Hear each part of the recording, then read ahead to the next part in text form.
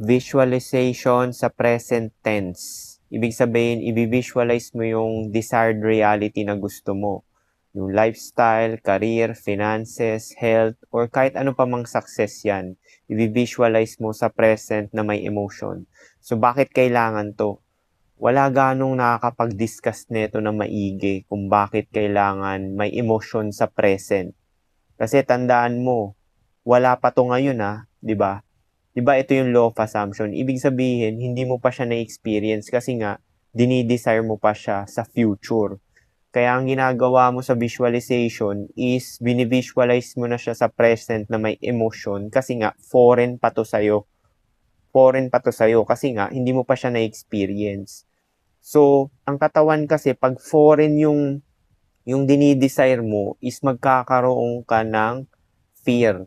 Ibig sabihin, anxiousness, nervousness. So, ibig sabihin, hindi pa comfortable yung katawan mo, tsaka utak mo. So, technically, ito yung tinatawag na neuroplasticity. Pero, sa visualization naman, na may emotion.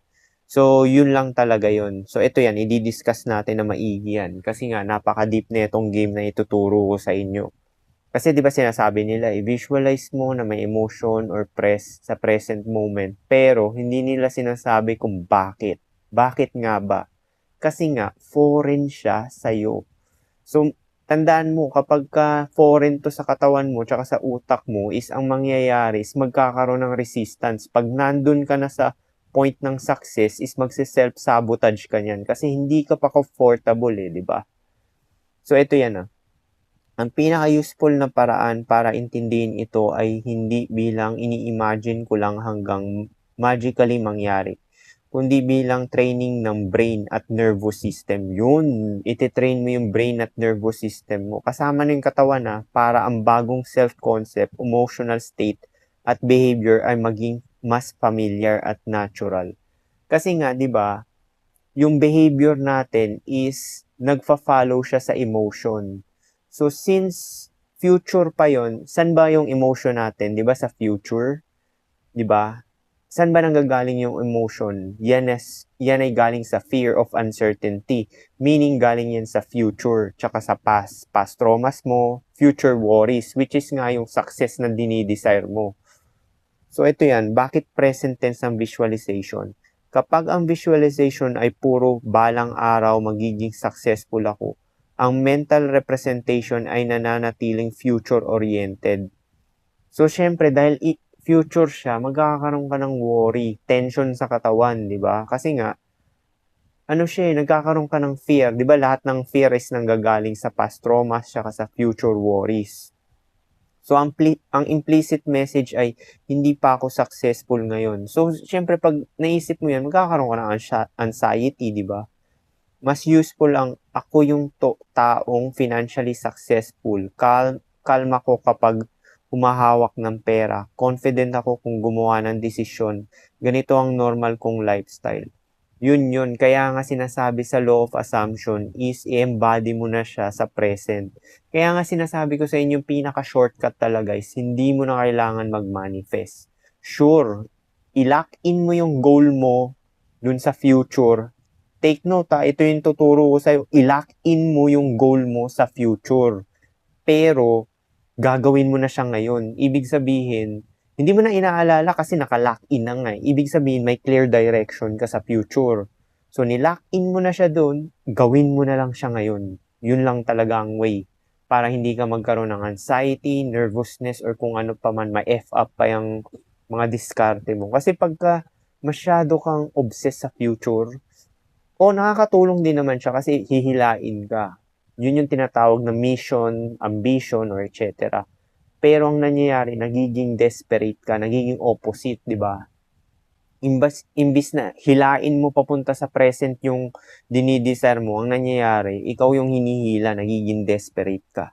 Kaya mapapansin mo, may F up yung diskarte mo, tapos hindi ka nagiging confident, may trembling sa boses mo, yung mga ganyan. Hindi ibig sabihin na niloloko mo ang sarili mo na nangyari na ang objective reality.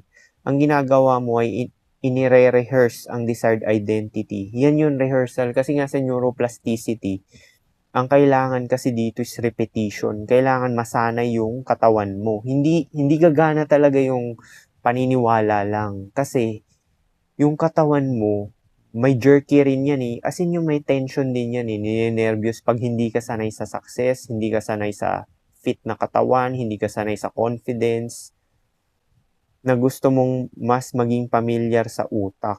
O ito ang ginagawa mo ay nire-rehearse ang desired identity at state na gusto mong mas maging pamilyar sa utak. Halimbawa, gusto mong maging confident, hindi lang confident ako. Mas malalim paano ka nakatayo, paano ka huminga, paano ka magsalita, ano ang expression ng mukha mo, ano ang pakiramdam kapag hindi mo kailangan humingi ng validation, paano ka magde-decide kapag confident ka, ano ang ginagawa mo kapag may rejection. Dito na nagiging embodied visualization ang practice. Kaya nga, di ba sinasabi natin, mag-lock in ka dun sa goal mo, tapos kumilos ka na agad. Repetition, ulit-ulitin mo yun.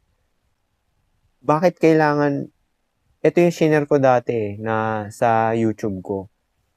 Hindi ko iniisip yung pera, basta ginagawa ko lang yung mga gawain na magbibigay sa akin ng malaking pera. Kasi nilock in mo na nga, yun na nga yung goal. Ibig sabihin, gawin mo na lang siya sa present, di ba? Yun lang naman talaga yun. Bakit kailangan may emosyon? Dahil hindi lamang thoughts ang bumubuo ng habitual patterns. Paulit-ulit na kombinasyon ng thought, attention, emotion, plus bodily state and behavior. Kasi nga, di ba, yung emotion kasi, yan yung nagpapagalaw ng katawan mo, di ba? Kaya nga hindi mo ma-fake talaga yung vibe eh. Pagka off yung vibe, mararamdaman niya ng katawan mo. Tsaka hindi makakapagsinungaling talaga yung behavior kasi attached yun dun sa emotion eh. Kung nininervyos ka, may takot ka, lalabas talaga yun sa sa behavior. Hindi ako good enough. At paulit-ulit itong sinasabayan ng tension, yan yun, di ba? Yung sinasabi ko, fear, avoidance, self-doubt, overthinking. Nagiging familiar sa katawan ang ganitong state. Kaya kung gusto mong magkaroon ng bagong identity, hindi sapat na palitan lamang ang sentence. Kailangan mong magsanay ng bagong thought. Ibig sabihin, ito nga yung rewiring, di ba? From old version to new version. Papalitan mo talaga lahat-lahat. Bagong thought, bagong emotional state, bagong bodily state, bagong response. Kasi nga, ito yung new version. Tandaan mo bago lahat. Yung binanggit bagong thought, bagong emosyon, bagong bodily state, bagong response.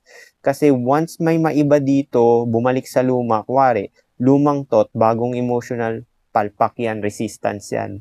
Kailangan in alignment lahat. Hindi pwedeng isa lang yung bago. Kailangan lahat talaga bago. As in talagang buburahin mo talaga yung old version mo. Walang matitira kasi hindi siya magiging in alignment sa new version eh. Kasi thought, salungat sa emotion, patay, palpak, di ba? Incoherence. O ito, sabihin natin, bagong thought, bagong emotion, lumang bodily state. Ibig sabihin, old version na bodily state. Ibig sabihin, yun, ninenervyos pa rin yung katawan mo, hindi sanay sa success, tension na naman, incoherence na naman. So, may F up talaga lahat. So, hindi talaga magko-collapse yung desired na reality mo hanggat hindi in alignment lahat. Kaya hindi pwedeng yung half-half lang. Kung gusto mo magbago talaga, all-in ka talaga. Hindi pwedeng half-half lang. Halimbawa, old pattern, baka hindi ko kaya, anxiety, hesitation, avoidance. New rehearsal, kinakaya ko ang discomfort, calm confidence, pause, deliberate action. Dito, ituturo na rin natin yung pause. Bakit napaka-importante ng pause? Kasi yung pause is yung observer, yung nag-o-observe sa old habits mo. Tapos, papalitan mo siya consciously. So, meaning nun, magkakaroon ka ng frequency or consciousness lock-in. Mamaya, i-discuss ko yan. Napaka-heavy na itong game na to. Dito pumapasok ang future feels foreign. Ito ang magandang insight sa concept mo. See, syempre ako yung nagbato kay ChatGPT. Kung wala yung idea ko, malamang wala tong i-feed. Kung ang isang desired state ay hindi pa pamilyar, maaaring magkaroon ng psychological resistance. Yan nga yung sinasabi natin, di ba? Kasi nga, yung future, hindi mo pa siya na-experience sa now. So, yun ang key benefit ng visualization na may emotion. So, ito, halimbawa, actually, pwede mo na nga wag din tong gawin visualization na may emotion Kasi, gawin mo na lang talaga siya ngayon. Kagaya ng tinuro ko kanina, ilock mo yung goal mo sa iisang path at kumilos ka na ngayon. As in talagang, yun, kilos, maging confident ka na ngayon. Tapos, gawin mo lang talaga yung tingin mo makakabuti sa'yo. Which is mag-e-end up din, magiging in alignment din lahat. So, pero sa itong visualization, tinuturo ko lang to kasi hindi dinidiscuss to na malalim talaga na bakit kailangan mo nang mag-visualize na may emotion sa present. Hindi nila sinasabi, basta sinasabi, feel mo lang, i-feel mo lang, i-feel mo lang. Hindi nila sinasabi na kailangan maging komportable ka dun sa dinidesire mo. Tapos bigla mong i-imagine, ito, halimbawa, sanay kang scarcity, worry, checking, overthinking, tapos bigla mong i-imagine abundance, calmness, confidence, financial security. Maaring sabihin ng katawan, hindi ito ang normal natin. Yan nga yung sinasabi ko Kaya nga, yung visualization, kailangan ilock mo na talaga yung desire mo dun sa future. Tapos, kumilos ka na lang talaga ngayon. Diba? Kasi ito yung sinasabi kong drawback ng manifestation. Kung manifest ka ng manifest, dahil nga walang nangyayari sa present, ibig sabihin, empty pa siya. Ang mangyayari kasi niyan, hindi maniniwala yung katawan, di ba? Kaya kailangan, repetition talaga, gawin mo na siya ngayon. So ito yung sinasabi ko dati, maaaring sabihin ng katawan, hindi ito ang normal natin. Kaya minsan, mas madaling bumalik sa lumang emotional state kahit intellectually gusto mo ang bago. Ang goal ng visualization ay rehearsal, hindi fantasy.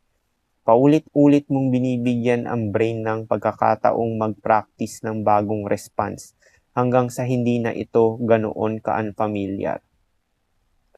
Actually, gawin mo yung visualization, dun sa sinasabi ko na di ba sinasabi nila sa bago matulog tsaka pagkagising sa umaga? Kasi doon, yung katawan mo kasi is patulog na di ba? So, ibig sabihin, para ka magnanakaw, gets mo? Yung parang, yung subconsciousness, patulog na siya, di ba? So, kailangan dun sa state na yon, nasa theta state, i-reprogram mo na siya gamit ng visualization. Tapos, i-rehearse mo na nangyayari siya sa present. Pero ako kahit hindi natutulog, ginagawa ko yun sa umaga or any time of the day, ginagawa ko pa rin yan. Kasi mas malakas yung desire ko dun sa mission, ibig sabihin sa goals mo. Kasi pagka malakas talaga yung desire mo sa goal, talagang hihilain ka talaga niyan para kumilos. Yun yung sinishare ko dati sa inyo na i-lock in mo na yung desire mo tapos kumilos ka na lang talaga. Ang goal ng visualization ay rehearsal, hindi fantasy. Paulit-ulit mong binibigyan ng brain ng pagkakataong mag-practice ng bagong response hanggang sa hindi na ito ganoon ka-unfamiliar. So, ito na, ang consciousness lock gamit ang pause. So, nasa libro rin natin to. Ang daming heavy game doon. Sa last na libro ko, yung kulay light blue. Maganda rin naman yung pink na libro kasi actually, yung dalawang yun, pag pinag-combine mo, game over na. Wala ka na mahahanap na ibang manifestation book na na parang nandun lahat ng information. As in, lahat ng gusto mo information na hanapin, nandun na talaga. Ang consciousness lock gamit ang pause. Ito ang magandang idagdag sa framework mo. Ang pause ay maaaring gamitin bilang transition point. Yan yung sinasabi ko, di ba? Kasi nga sa old, magki-kickback talaga yan. Matigas yung ulo niya, subconsciousness mo Kasi magki-kickback yan sa mga specific scenarios, mga triggers, tsaka yung mga hindi ka pa sanay. Kuwari, hindi ka sanay mag-approach ng tao, ninenervyos yung katawan mo kasi nga subconsciousness yan, nervous system eh. So, ang gagawin mo, magpo-pause ka, di ba? Ito yun, para mag-lock. Tapos, papalitan mo yung nervousness mo, magiging kalmado ka, tapos, i-execute mo na yung plano na gusto mo para maging masanay ka dun. So, ito, ang pause ay maaaring gamitin bilang transition point. Old automatic pattern, pause, conscious choice, new pattern. Yan yung sinasabi ko, papalitan mo yung old na, kasi nagagawa ko to eh. Kuwari may meeting dyan, tapos tinutusta na ako ng mga nasa meeting, di ba?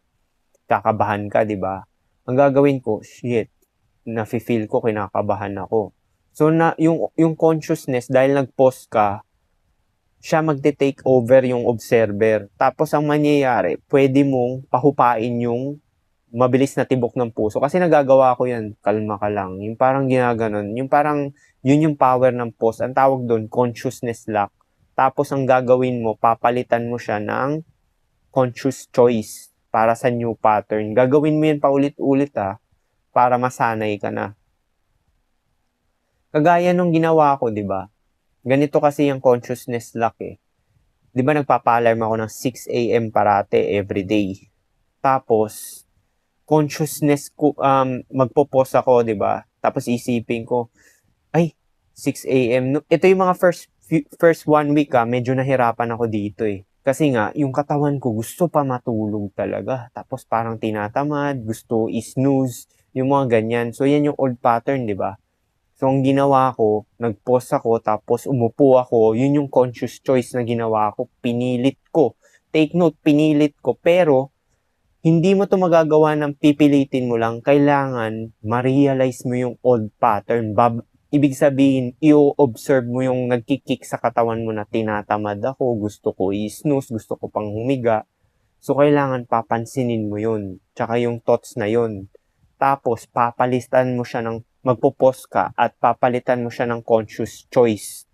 Yun yung tinatawag nating neuroplasticity pag re-rewire. So ngayon, hindi ko na paggising ko sa umaga ngayon, naging habit na siya. Hindi ko na naiisip yung i-snooze, hindi ko na naiisip yung tinatamad yung katawan ko. As in, wala na talaga, nawala na siya. Ganun kalupit yung pause na sinasabi natin, yung consciousness lock.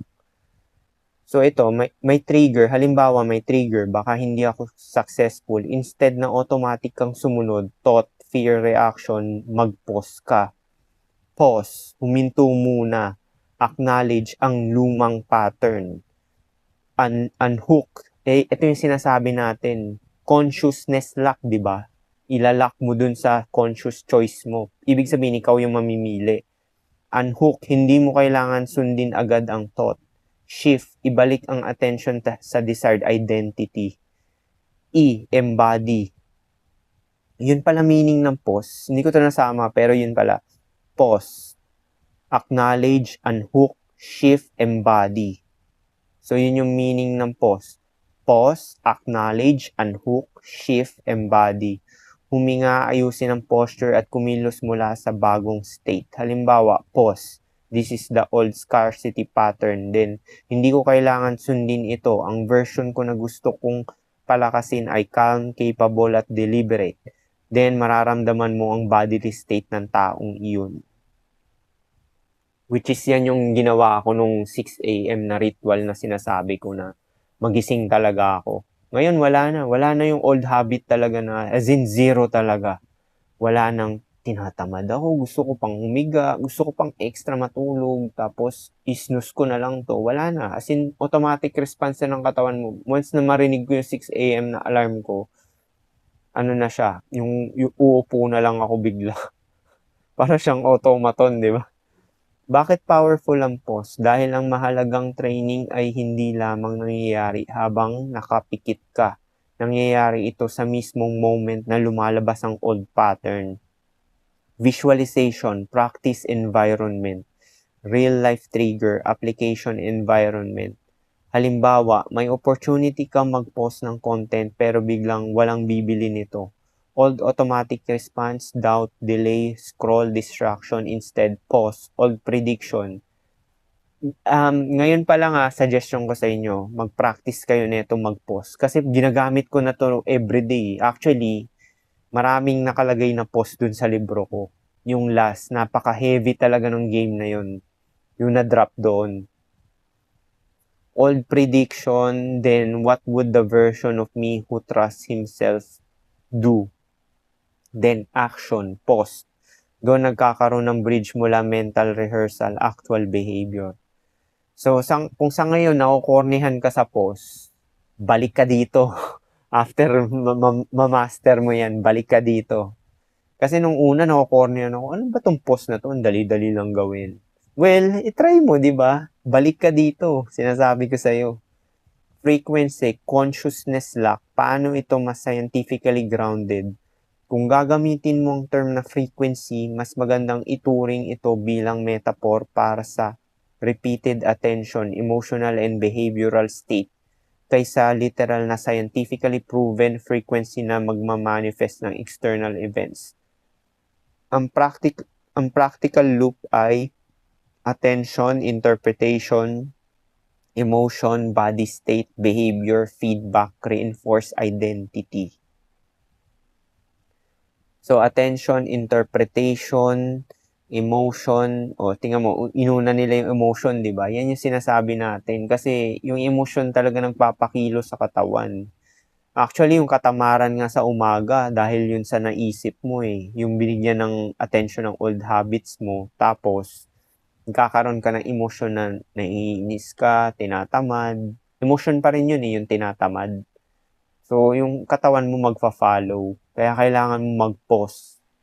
Kaya suggestion ko sa inyo, gawin nyo yung habit, yung pagpo-pause. Mahirap yan sa una, kahit ako nahihirapan. Kahit ngayon, nahihirapan ako, promise. May mga triggers pa rin ako. Kaya yung mga pause talaga, gamitin nyo yan everyday. Mukha siyang corny, kasi yan yung pinaka basic sa manifestation Kung yung basic pa lang hindi mo magawa paano na yun sa mga pinagsasabi ko, hindi mo na maintindihan. Kapag paulit-ulit mong pinapansin ng parehong bagay at tumutugon ka sa parehong paraan, nagiging mas automatic ang pattern. Kaya ang consciousness lock ay maaaring ilarawan bilang deliberately maintaining attention on the chosen identity long enough to interrupt the old automatic response. Kasi nga, yung old automatic response, galing yan sa katawan mo, which is ano bang function ng katawan, di ba? Biological instinct, desire, tsaka impulses. So, and repeated practice, the new one. Hindi isang visualization session ng magic. Ang power ay nasa repetition plus emotional engagement. Tingnan mo, repetition, di ba? Tapos emotional engagement plus behavior. Kasi, walang sense talaga at walang logic at wala talagang mangyayari kung manifest ka lang ng manifest pero hindi mo kinikilusan. Kasi nga, mangyayari talaga is mental rehearsal lang. Yung katawan mo, tandaan mo kasama sa buong pagkatao mo yung katawan mo. Pag hindi mo nire-rehearse yung katawan mo, hindi siya in alignment. Hindi talaga magko-collapse yung desired na reality na gusto mo. Visualization ng success, wag lang i-visualize ang result. Ito ang malaking difference. Weak visualization, may 10 million ako. Mas powerful na rehearsal identity, ako ay taong financially capable. Ito, parang nagagawa ko to ngayon. Kasi nga bumibili ako ng mga sa mga online, pero nagagamit ko naman siya pang promote. Sabi ko, biyayaan ko na lang sarili ko. Di bali na kahit na gumastos-gastos ako. Kasi wala naman akong trabaho, tapos wala pang stream na papasok, di ba? Pero gumagastos ako ng gumagastos. Kasi alam ko, napopromote ko rin naman siya, di ba? Napopromote. So, may compounding effect pa rin yan sa future. So, yung mga binibili ko, ano pa rin siya, may parte pa rin siyang pakinabang sa akin at sa finances. Gets nyo? Yung parang ganun. Lifestyle, imagine, paano ka gumigising Paano ka nagtatrabaho? Paano ka nagde-decide? Paano ka gumagastos? Paano ka nag-i-invest sa sarili? Paano ka humarap sa uncertainty, emotion? Feel calm, security, confidence, gratitude, responsibility. Tapos sa behavior, tanungin ano ang ginagawa ng version na ito ng sarili ko na ngayon. Then gawin ng isang maliit na bagay na aligned dito.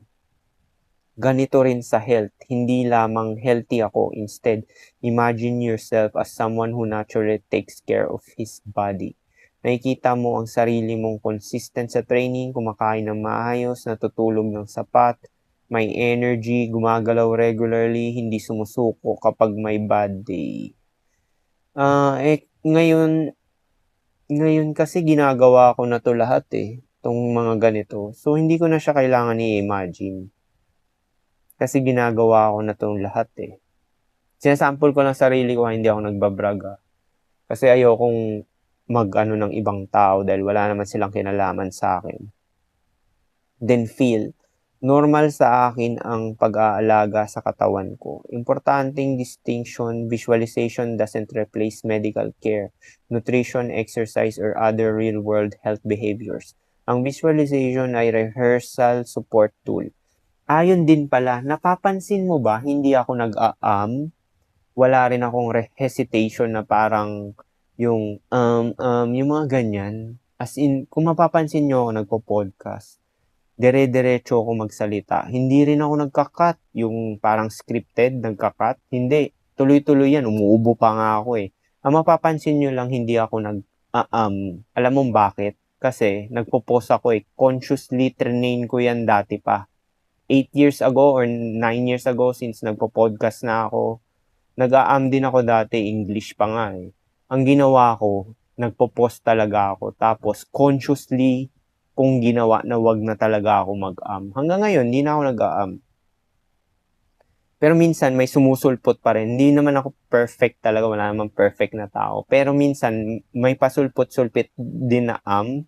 Pero yun, sinanay ko talaga yan through repetition na wag mag-am gamit ang pause. So yun lang masasample ko sa inyo sa tingin ko. Confidence, ito ang magandang example ng embodiment. Instead na sana maging confident ako, imagine trigger someone disagrees with you. Biruin mo I-imagine mo na may nag-disagree sa'yo. Ganun pala kalupit din to ng visualization, no? Nabigyan niya ako ng idea. Kasi hindi ako gaano nagbi-visualize. Kasi sinasabi ko, pwede mo naman siya gawin ngayon di ba? So, old self, baka mali ako. New self, pause. Relax shoulders, slow breath, maintain composure. Think, hindi ko kailangan maging perfect para maging confident. Alam mo yung mga nasa football field, di ba nagpo-pause sila pagka yung may penalty kick, tapos humihinga sila na malalim, tapos exhale na malalim. Nag-i-imagine na yun kung ano mangyayari, tapos i-execute na nila yung para hindi sila ma-F up. Then speak. That is identity training. Hindi mo hinihintay na mararamdaman mong 100% confident bago kumilos. Kumikilos ka ng aligned sa, ito yun tandaan mo hindi mo hinihintay na nararamdaman mong 100% confident bago kumilos. Kasi sa una talaga, di ba, kasi nga, na-program ka na hindi ka confident.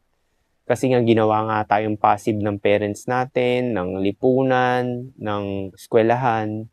So, ang mangyayari is, kahit hindi ka confident, gagawin mong confident yung sarili mo, i-assume mo na. Through kilos, ibig sabihin, di ba magkakaroon ka ng confidence sa resulta. So, ang gagawin mo, yung mga limiting beliefs mo, gagawin mo talaga siya ng paulit-ulit para maging confident ka dahil sa resulta na nangyayari. Kasi, through repetition na mamaster mo, di ba, ang isang bagay. So, yun yung mangyayari. Dahil sa pruweba, nagiging confident ka. Kumikilos ka ng aligned sa desired identity habang may discomfort pa. Yun nga yung sinasabi ko, di ba? Sa una talaga may nervous yan, pero gagawin mo pa rin. Yan yung i-overcome mo yung fear mo. Doon nagkakaroon ng bagong evidence ang brain. Kaya ko pala itong gawin. Yan yung sinasabi ko, di ba? Kaya sinabi ko sa inyo, nag-try talaga ako mag-approach ng mga babae 100 plus. Actually, more than pa. Kung isasama ko yung since 18 ako, more than pa kasi nga, marami rin akong mga minute dati, mga hindi ko kilala. So, ang pinakamahalagang loop, pwede mong gawing core framework. Pause, visualize, feel, embody, act, repeat. So, ayan o, ang pinakamahalagang loop, pause, visualize mo, i-feel, embody, act, repeat. Pero kung sa real world to, medyo mabagal to, no? Para sa akin, kung sa real world, kung hindi mo ikakapahamak talaga, mag-pause ka lang tapos i-act mo na agad. Diba? Kasi pag finil mo pa, may hesitation na mangyayari dyan eh. Kagaya sa pag-approach, di mo pwedeng pause tapos mag-visualize ka pa. Mas lalo kang matetense, di ba? Gawin mo na agad. Ganun ginagawa ko. Kasi sa una talaga, ninervyusin ka talaga niyan. Tapos yung pagsasalita rin sa harap, gawin mo na lang siya, di ba? Kahit na magsitawanan sila dyan or kung ano. Pause, interrupt automatically. Visualize, create a clear representation ng desired self. Feel, generate the emotional state associated with that identity. Embody, align ang breathing, posture, facial expression, attention. Act, gumawa ng behavior na consistent sa identity. Repeat, ulit-ulitin hanggang mas maging familiar at automatic ang pattern. O kasi itong mga itong tinituro niya, gawin nyo na lang to sa gabi, tsaka yung sa umaga. Kasi pag sa real world, medyo mahirap to gawin eh, kasi nga, ang sinasabi ko, yung shortcut talaga na marere-write yung brain mo, tsaka yung emotion mo, tsaka katawan is through repetition by action. Yun yung mas mabilis. Para sa akin lang Pero, gawin mo tong visualization para dun sa future goals mo and mission sa gabi at umaga. Naniniwala rin ako dyan. Actually, sinama ko rin talaga sa book ko yan kasi nga naniniwala ako dyan. Wala ka namang gagawin sa gabi, di ba? Di dun mo ilaan, di ba? At dito nagkakaroon ng tunay na rewiring, hindi imagine, universe, instant result. Ito yung sinasabi kong manifestation. Hindi talaga gagana yan. Kailangan may kilos eh. Mas realistic, imagine, rehearse, interrupt old pattern, practice new state, behave. Ayan behave differently, accumulate new experiences, strengthen new pattern. Kaya ang desired future ay dapat mong i-rehearse sa present, hindi dahil kailangan mong kumbinsin ang universe na nangyayari na ito, kundi dahil gusto mong gawing familiar ang bagong paraan ng pag-iisip, pag-feel, pag-react, at pagkilos. So, yun yung shortcut, di ba? Kaya, pero sa akin, i-lock in mo na yung desire mo sa future at gawin mo na lang siya ngayon talaga, di ba? Kasi pag ginagawa mo na siya ngayon, magiging in alignment yung feeling niyan, yung iniisip mo, tsaka yung behavior mo.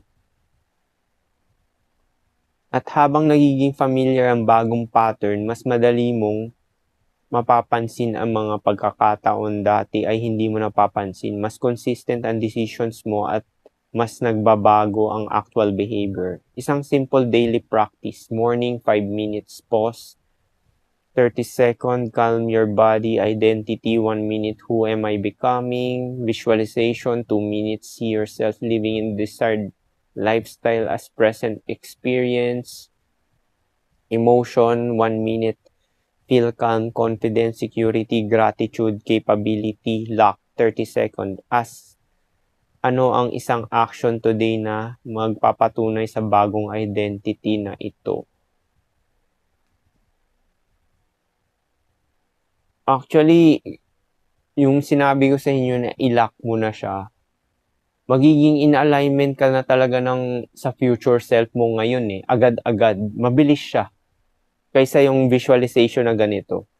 Kasi nga, nakalock ka na, di ba? Ibig sabihin, dinidesire mo na talaga yung dinidesire mo sa future. Tapos, kinikilusan mo na lang siya talaga ngayon. Para sa akin, yun yung mas in alignment. Kasi kung yung feeling, di ba, nakaka-attract daw yung feeling. Yung feeling kasi, pag maganda lang yan pag sinasanay mo yung katawan mo eh. paano kung sanay na yung katawan mo, 'di ba? Di ba mas in alignment kung sanay na yung katawan mo dahil ginagawa mo na siya ngayon, mas mapapabilis sa tingin ko, Kasi mas magiging ano ka, action driven ka, eh. Kaya nga yung shinare ko sa inyo, i-lock in mo na talaga yung ano mo, desired experiences na gusto mo sa future, tapos ikilusan mo na lang talaga, relentless. Kasi sa relentless, repetition yan, di ba? Repetition, parang kang robot niyan, hindi ka na makakaramdam ng ano, tapos magugulat ka na lang. Boom, sumabog yung ano, sumabog yung biyaya, tapos lahat ng mga tao, ang babait sa'yo. Kukwentuhan ko kayo, 35 minutes na to, di ba? So, may total, yung mga podcast, 1 oras. Ako nga, sinisiksik ko ng 30 minutes. Pabahin natin ng unti. So, ganito yan. Pupunta ako sa palengke, kada hapon parate, bumibili ako ng chicken, 6 na piraso. Tapos sabay, sinasabi ko na lang dun sa nagluluto. So, mangilan-ngilan lang yung taong sineserba niya na ganun. Ibig sabihin yung palagay yung loob niya. Na sinasabi ko, 6 na pitso, alam na niya yun. Tapos sabay siya na yun. Hindi ko na kailangan na mamili pa dyan or pahirapan sarili ko. Sinasabi ko na lang 6 na pitso. Tsaka siya nakukuha para sa akin.